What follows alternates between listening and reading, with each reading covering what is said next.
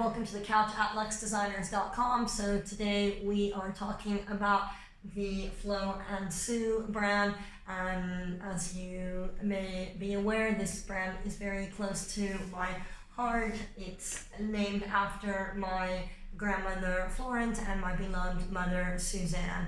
They were both elegant ladies and loved handbags. So if they're watching now, I'm sure they would love this collection. So we're talking about the bucket. It's made of a grain leather that you can see the big grains in it. It's a very luxurious leather. Of course, the leather is sourced in Italy, as is the hardware, and everything is made by a family-run factory owned by a woman. So I call her La Mama, and she makes these beautiful bags. So if we open this bag up, you've got a side zip pocket here, and then you've got two slip pockets, and then you have a middle zipper pocket.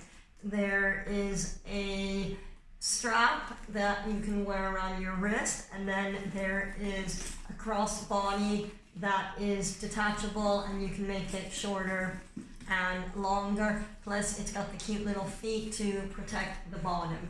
So this particular bag comes in the taupe and the navy blue. I'm sold out of the black, but I've got the black and the balletto so you can see the type of leather. Thank you.